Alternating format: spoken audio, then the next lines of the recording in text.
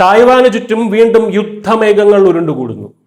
ഒരു വശത്ത് ജപ്പാന്റെ സാമ്പത്തിക സാങ്കേതിക വേരറുക്കാൻ ചൈന ശ്രമിക്കുമ്പോൾ മറുവശത്ത് ചൈനയെ ലക്ഷ്യമാക്കി മിസൈലുകൾ വിന്യസിക്കാൻ ഒരുങ്ങുകയാണ് ജപ്പാൻ. ഏഷ്യയിലെ രണ്ട് വൻ ശക്തികൾ തമ്മിലുള്ള പോര് ഇപ്പോൾ അപകടകരമായ ഒരു തലത്തിലേക്ക് കടന്നിരിക്കുകയാണ് എന്ന് തന്നെ പറയാം. സിവിലിയൻ സൈനിക ആവശ്യങ്ങൾക്ക് ഉപയോഗിക്കാൻ കഴിയുന്ന ഉപകരണങ്ങൾ 40 ജപ്പാനീസ് കമ്പനികൾക്ക് നൽകുന്നത് ചൈന കർശനമായി വിലക്കി.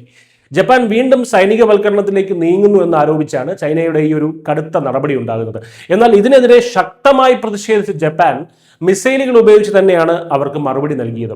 തായ്വാനിൽ നിന്ന് വെറും 100 കിലോമീറ്റർ അകലെയുള്ള യോനാഗുനി ദ്വീപിൽ 2031 അത്യാധുനിക സർഫസ് ടു എയർ മിസൈലുകൾ വിന്യസിക്കുമെന്ന് ജപ്പാൻ പ്രതിരോധ മന്ത്രി പ്രഖ്യാപിച്ചു കഴിഞ്ഞു. ശത്രു രാജ്യങ്ങളുടെ വിമാനങ്ങളെയും ബാലിസ്റ്റിക് മിസൈലുകളെയും തകർക്കാൻ ശേഷിയുള്ളതാണിത്. പെട്ടെന്നുള്ള ഈ പ്രകോപനത്തിന് കാരണം മറ്റൊന്നുമല്ല, 2025 നവംബറിൽ ജാപ്പനീസ് പ്രധാനമന്ത്രി സനെ തകൈച്ചി നടത്തിയ ഒരു പരാമർശമാണ് ഇതിനെല്ലാം തുടക്കമിട്ടത്.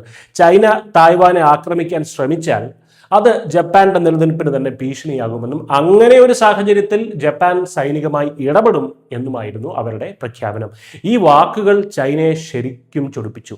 തങ്ങളുടെ പരമാധികാരത്തെ ജപ്പാൻ നേരിട്ട് വെല്ലുവിളിക്കുന്നുവെന്ന് ആരോപിച്ച് ചൈന ഇതിനോടകം തന്നെ പല ഉപരോധങ്ങളും ജപ്പാന് മേൽ ഏർപ്പെടുത്തി കഴിഞ്ഞു. അപ്പോൾ തായ്വാന്റെ പരമാധികാരത്തെ വെല്ലുവിളിക്കുന്നോ ചൈന എന്ന് ചോദിച്ചു കഴിഞ്ഞാൽ അത് വേറെ കാര്യം. ജപ്പാനിൽ നിന്നുള്ള സമുദ്രോൽപ്പന്നങ്ങൾ നിരോധിച്ചും ജപ്പാനിലേക്കുള്ള യാത്രകൾക്ക് വിലക്കേർപ്പെടുത്തിയും അവർ ജപ്പാന്റെ വിനോദസഞ്ചാര മേഖലയെ തകർത്തു.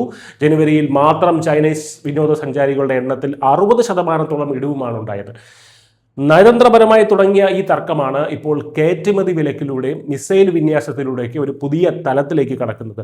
വ്യാപാര യുദ്ധങ്ങൾ സൈനിക ഭീഷണികൾക്ക് വഴിമാറുമ്പോൾ തായ്വാൻ കടലെടുക്ക് ഒരു ആഗോള പ്രതിസന്ധിയായി മാറാനുള്ള സാധ്യത വർദ്ധിക്കുകയാണ്. News desk news 8 Malayalam.